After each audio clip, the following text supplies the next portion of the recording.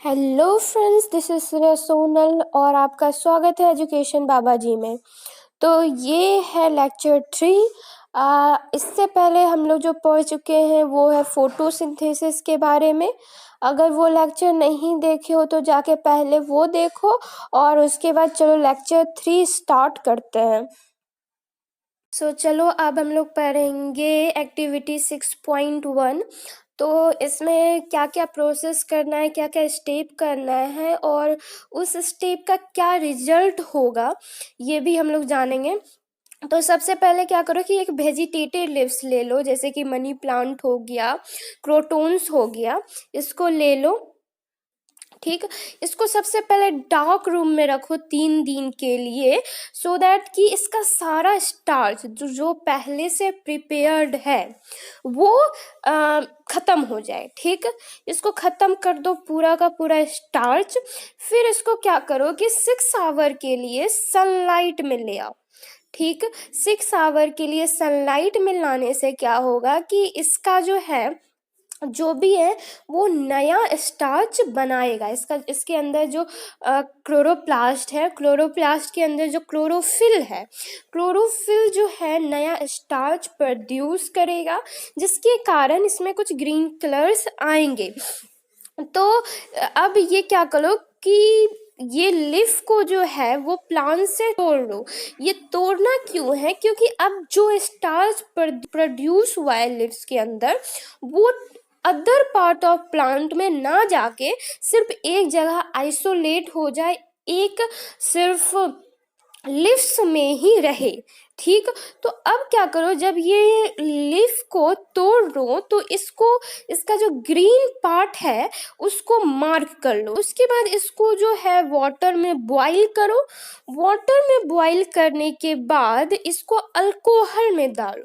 Alcohol में डालने से क्या होगा ना कि जो इसका सेल वॉल है, जो लिव्स का सेल वॉल है वो ब्रेक हो जाएगा और क्लोरोफिल जो है, जो भी कलर आया है वो कलर रेस हो जाएगा। कोई भी कलर रेस चीज जो होता है उसको आयोडीन में स्टेन करना बहुत इजी होता है। तो अगर इसको हम लोग अब आयोडीन में बात करने वाले हैं तो इसको आयोडीन में बात करने से पहले हम लोग इसको अल्कोहल में डालते हैं, ताकि अल्कोहल में जाने के बाद ये अपने सेल वॉल को ब्रेक कर दे और सेल वॉल को ब्रेक करने के बाद ये कलरलेस हो जाए, इसमें क्लोरोफिल ना हो, तो इसको आयोडीन में डालने में अच्छा होगा। तो इसको डीप कर दो लिफ में, लिफ को डीप कर दो अब आयोडीन में कुछ समय के लिए।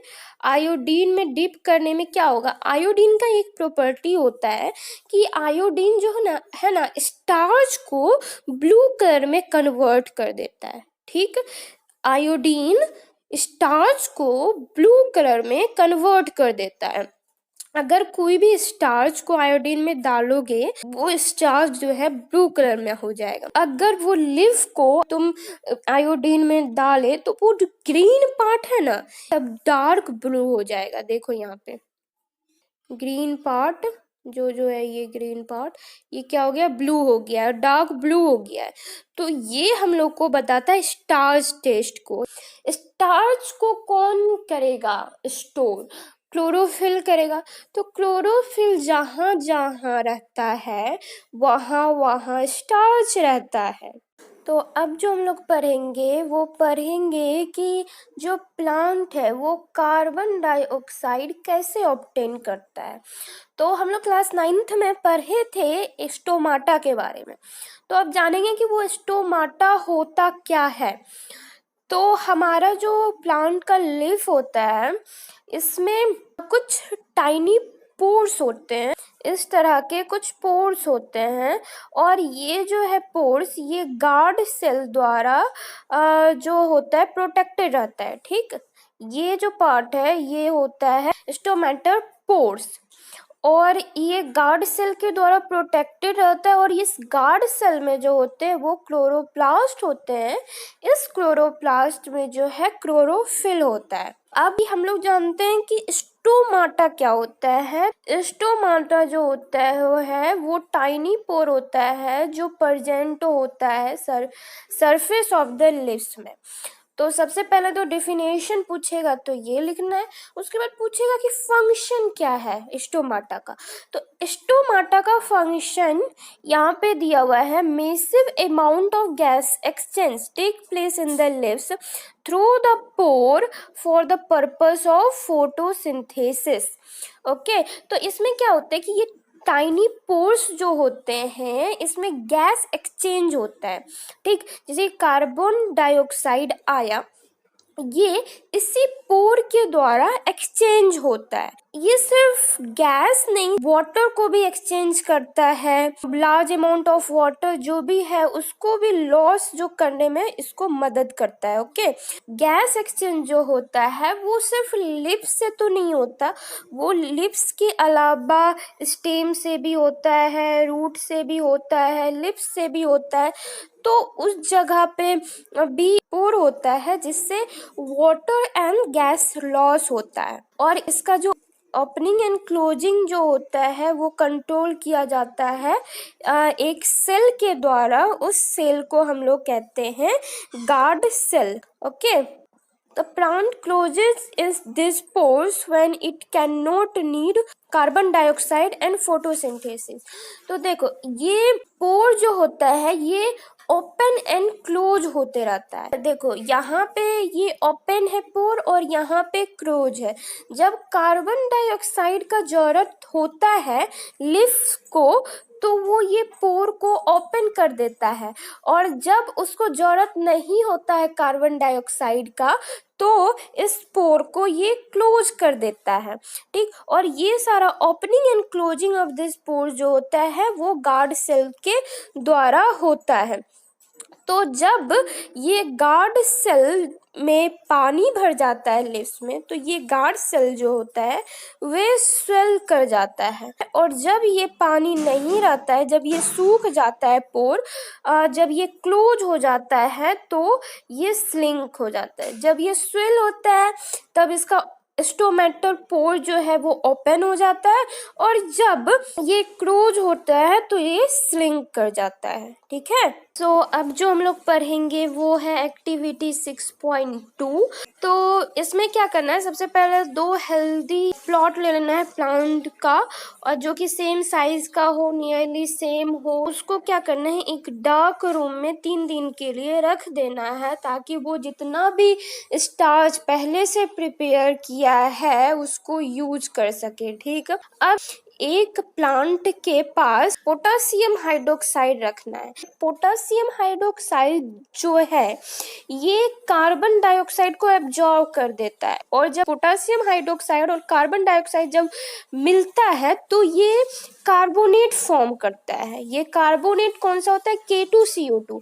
तो K2CO2 जब फॉर्म हो जाता है तो ये कार्बन डाइऑक्साइड वो डिसअपियर हो जाता है, जिसके कारण अब इसमें कार्बन डाइऑक्साइड नहीं रह पाता है। तो हम लोग कहते हैं कि पोटेशियम हाइड्रोक्साइड जो है वो कार्बन डाइऑक्साइड को एब्जॉर्ब कर लिया। अब इसको जो है ये दोनों प्लांट को एक सेपरेट जार में रख के दोनों को कवर कर देना है। देखो इस तरह से सबको कवर कर देना है। अब जो है ना कि अब इसको अच्छे से सील कर देना है। तो ये सील करने के बाद ये पूरा एयर टाइट हो जाएगा।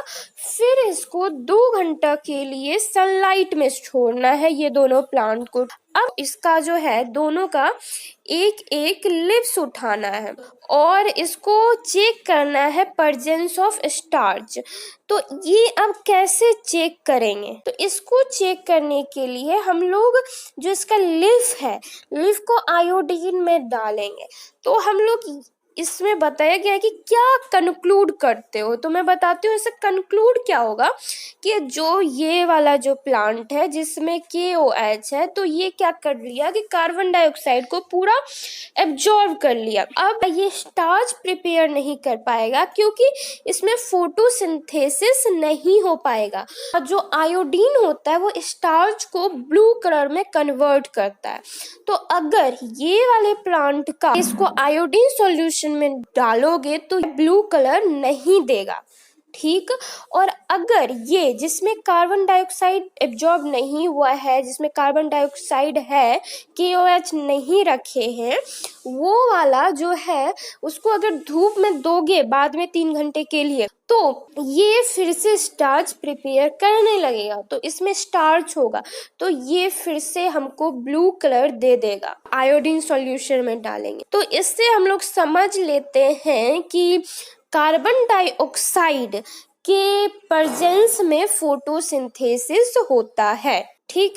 ऑटोट्रॉफ्स जो है वो अपने एनर्जी रिक्वायरमेंट के लिए बहुत कुछ रॉ मटेरियल लेता है ताकि वो अपने बॉडी को अच्छे से बिल्ड कर सके। तो ये रॉ मटेरियल अब कहाँ कहाँ से ऑब्टेन होता है ये देखते हैं। तो रॉ मटेरियल क्या था, वाटर था, नाइट्रोजन, फास्फोरस, आयरन, मैग्नीशियम, ये सब लेता है। सनलाइट तो पता है, सनलाइट कहाँ से आता है, सन से आता है। अब वाटर के बारे में पढ़ते हैं कि वाटर कहाँ से आता है। वाटर जो है वो आता है फोटोसिंथेसिस के लिए सॉइल से। सॉइल का जो रूट होता है, कुछ टेरेस्टेरियल प्लांट जो होते हैं उसके रूट से वाटर आता है। टेरेस्टेरियल प्लांट के रूट से वाटर एब्जॉर्ब होता है। और जो हम लोग का नाइट्रोजन हो गया, फास्फोरस हो गया, ये सब आता है सॉइल के अंदर से, ठीक। और जो मटेरियल नाइट्रोजन है, प्रोटीन है और अदर कंपाउंड जो है इसको सिंथेसाइज करने में मदद करता है, ठीक। तो इसलिए नाइट्रोजन जो है बहुत एसेंशियल है।